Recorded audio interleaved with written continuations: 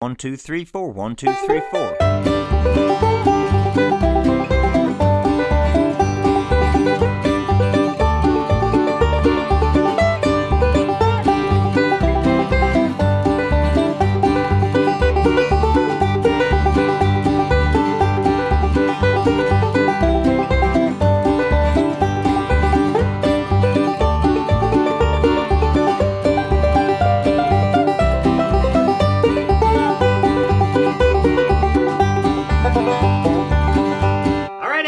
Banjo Land, Mike Hedding here, coming to you today with the classic old song, Swing Low, Sweet Chariot. I had a request if I could do an up-the-neck version of this song, so I did a down-the-neck version in the past, but I want to work on an up-the-neck solo. It's going to use these classic Scruggs lead positions up here, and I see this position, it confuses a lot of beginner players because they might know this bigger chord shape, and they might know the lead shape, but they don't connect those two things in their mind, and they don't realize that it's really the same position. We're just using different fingers to basically play that same position. And that's what we're going to talk about in this song, is getting familiar with this Scruggs lead up the neck shape that's super critical. If you've played Cumberland Gap, you might know this position, but any kind of up the neck Scruggs style solos are going to kind of start and work out of this position. This is going to be kind of your home base. So that's what we're going to talk about for this lesson. I'll break down the solo for the verse and for the chorus note for note. And then instead of doing a backup lesson this time, since I've already done a backup lesson for this song, what we're going to do in the third part of the lesson is talk about, once we have the solo down, how do we move it to different keys? So what's really important and valuable about learning these movable Scruggs style shapes is that we can move the solo around once we get it down. So we'll practice playing it in D, in C, and F. I'll show you how you can take these same Scruggs ideas and move them to whatever key you want. And if you're watching the preview of this lesson, you can head over to my website, MikeHeddingMusic.com, and grab the full lesson. You'll get access to watch all the videos, and you can download the tabs and the practice tracks. All right, here's Swing Low, Sweet Chariot, up the neck in the key of G. All right, let's start breaking down this lesson for an up the neck solo for Swing Low, Sweet Chariot. We're in the key of G. So before we get into the solo, let's just look at the position that we're going to be using for this song. Because this kind of up the neck Scruggs lead position, I see is something that trips up a lot of students. And I'll show you why in a second. Let's start breaking it down. So the position is based out of what is commonly referred to as the D-shaped movable chord. So you're probably familiar with this one if you've done a D chord down here. We're going to do it up at the 9th fret with our third finger and pinky. That's our D-shaped G chord. And what screws a lot of students up is that they don't make the connection between this shape and the lead shape that we're about to use. They kind of see those things in their mind as two different things. I know I did this when I first started too. I didn't connect the lead position to the rhythm backup chord that I already knew. So when I didn't make that connection in my mind, it was a lot harder to remember it. It was a lot harder to make sense of the position that we were using. If you can understand that it's just coming out of this chord shape, it's going to be a lot easier to remember where it is, how to use it. Again, we're going to be using this D-shaped G chord, and what we're going to do is we're just going to substitute our fingers and play this shape a different way to give us more flexibility. Because using this shape, all of our fingers are down, right? So it works good for like a vamping or a rhythm or something, or a roll. But if we want to play more lead notes, we're going to have to free up our fingers so they have more flexibility to move around. So what we're going to do is we're going to take our first finger, put it on the 8th fret of the 2nd string, where your second finger just was. You're going to take your third finger and put it on the 9th fret, where your pinky just was. So that's going to be the basic shape we're going to work out of. A lot of times your second finger will kind of cover the 9th fret on the 3rd string, and that frees up your pinky to move around. So one thing you could do is just do like a pinch, and then a forward roll, or something like that, just to practice this shape. Remember, you're just doing this chord, but we're just using different fingers, because now I have my pinky can move around.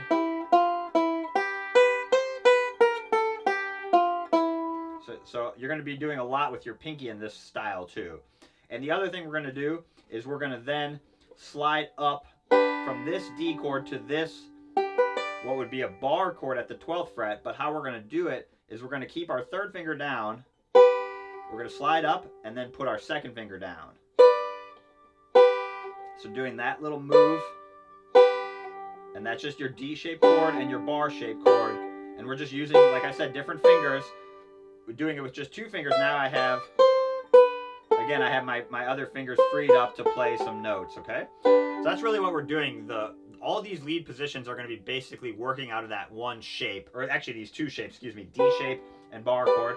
And then the other little thing we're going to do is if you're right here, that's like your G, remember. If you put your pinky on the 10th fret and then put your second finger down on the 9th fret, you can take your third finger off if you need to. That's like a C, and then your D is up 2 frets. So you have this G, and you have your C, and your D. So all your chords are right there in this shape. So we're just using this lead shape. C, D, and then back. So that's what we're doing there. So just, it's really important to recognize that this chord and this lead shape are basically the same thing. We're just using one for rhythm or backup, and we're using the other for lead. Okay, let's start breaking down the solo. All right, so let me play the first 9 measures of the solo, and then I'll start breaking it down. Here we go.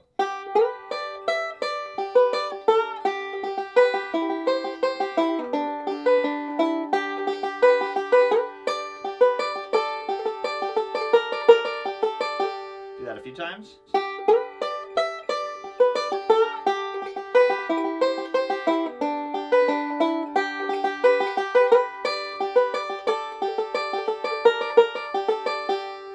One time a little faster.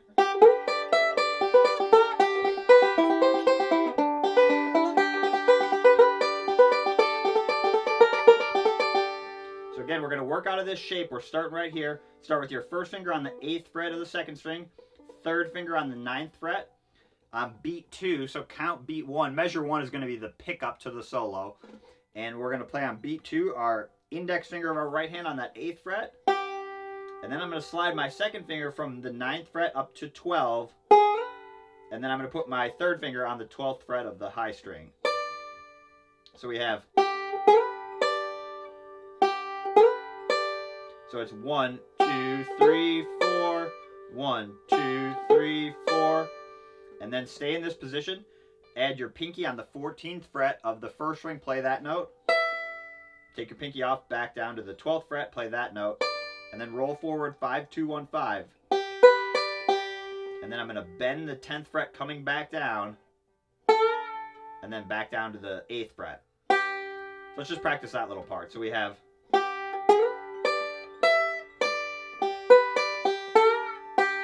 Notice how I'm shifting, like I said, from this shape to this shape. So let's do that a few times.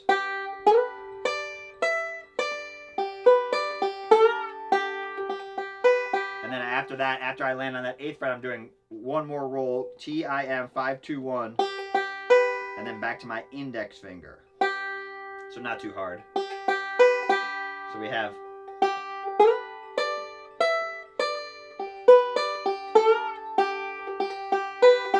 Notice how I'm keeping all these fingers down and I'm basically forcing myself to stay in position. You know, I see, again, another common mistake is I see like people do this and play this chord this way because they're used to doing the bar shape. And that works okay at first, but then it's a lot harder to go backwards, right? Because I can slide up that way, but then how do I go backwards without breaking the sound? Whereas if I do it this way, I can easily go up higher and I can go back down. So I think really the trickiest thing about this lesson is just using the right fingers. If you use the correct fingering, left hand fingering especially, it's just going to make the song so much easier to play. So we have... And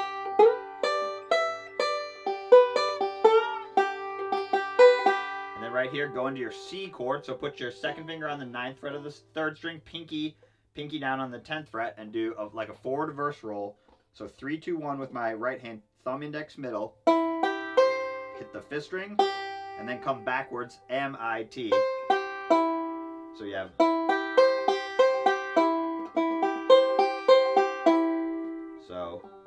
So you have... And then right here, quick, we're gonna go back to our rhythm shape. So slide your pinky down and flip your first and second fingers, and then play the 7th fret on the 3rd string.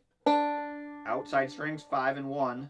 So TM, and then walk back up 7, and then 9th fret on with your 3rd finger.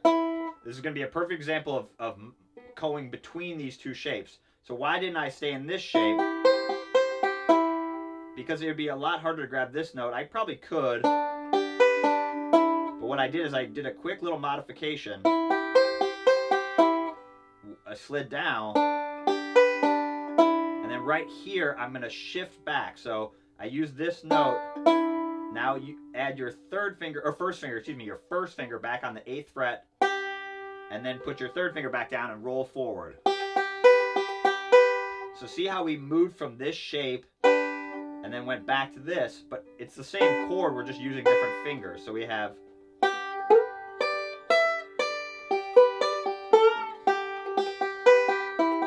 shift shapes, shift back. So let's practice that.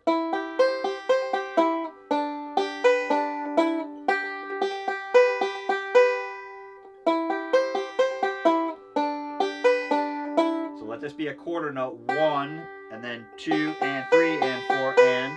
So 5, 2, 1, TIM twice after that.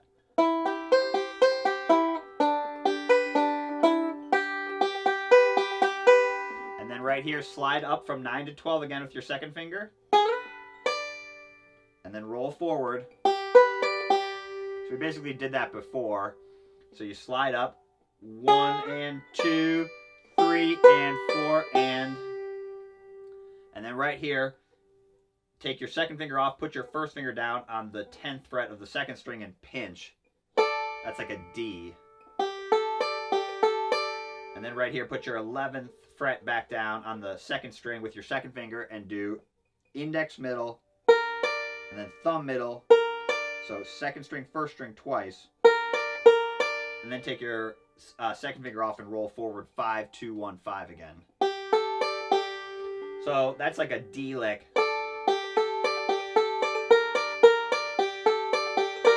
So we have. So let's look at the melody quick. So the melody is.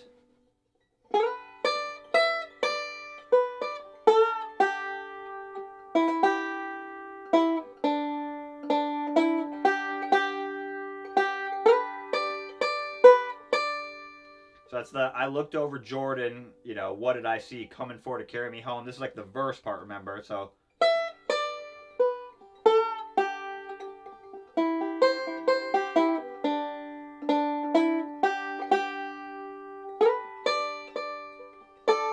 And remember, Scruggs style is kind of an approximation of the melody. So there's definitely going to be spots where we're kind of implying the melody, right? So that's kind of what we're doing here. And that happens a lot in Up the Neck Scruggs style. You drift very like slightly from the melody sometimes and make them more licks that imply the melody rather than like single notes, you know. You know, you don't do that quite as much in like Up the Neck Scruggs style. You're going to be implying the melody using these positions, like I said. So let's go back up to measure 8. That's through measure 9.